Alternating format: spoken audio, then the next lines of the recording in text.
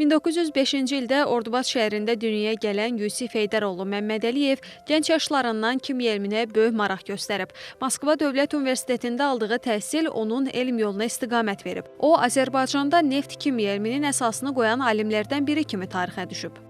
Yusif Məmmədəliyevin işləri adətən neft və qaz istehsalatı sahəsində olan sahələrə daha uyğundur. Xüsusən onun benzin sahəsində apardığı elmi tədqiqat işləri Böyük Vətən müharibəsi illərində demək olar ki, müharibənin udulmasında, o vaxtki dövrlə SSR-nin müharibədə qalib gəlməsinin əsasını təşkil etmişdir.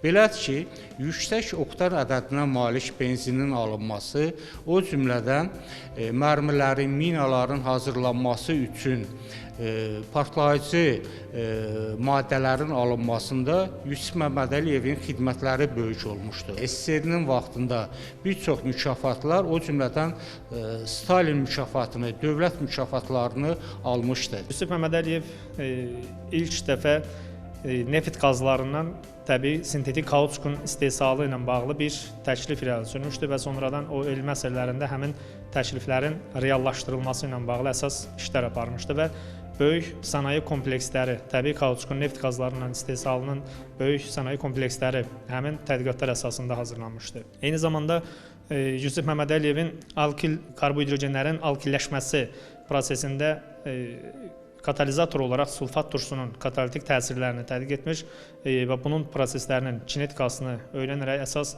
nailiyyətlərdən biri kimi elmə töhfə vermişdir.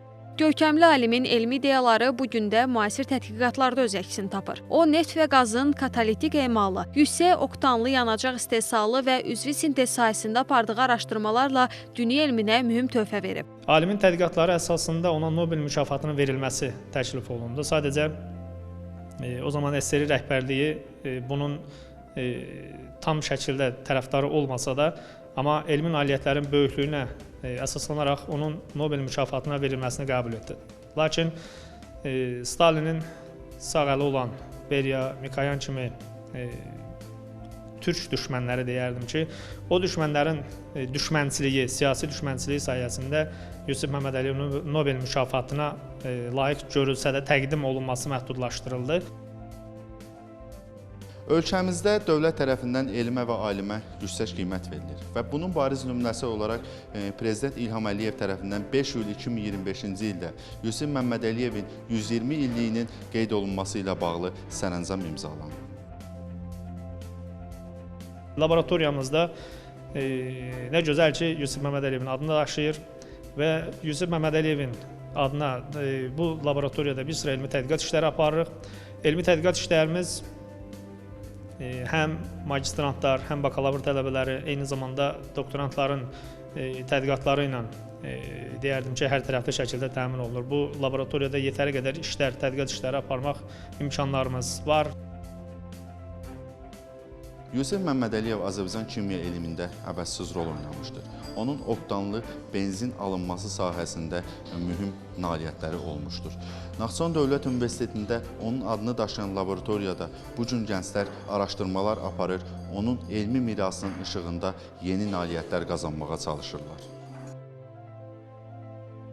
Yusif Məmmədəliyevin kimya sahəsində apardığı elmi tədqiqatlar bizim hər birimiz üçün örnəkdir və biz hər zaman kimya üzərində işləyərkən onun elmi tədqiqatlarını və nailiyyətlərini göz önündə bulundururuq və xüsusilə də biz hər birimiz Yusif Məmmədəliyevin ev muzeyini ziyarət etmişik və onun həyatı haqqında məlumatlar öyrənmişik. Elmi əsərlərlə mən şəxsən xüsusilə yaxından maraqlanıram.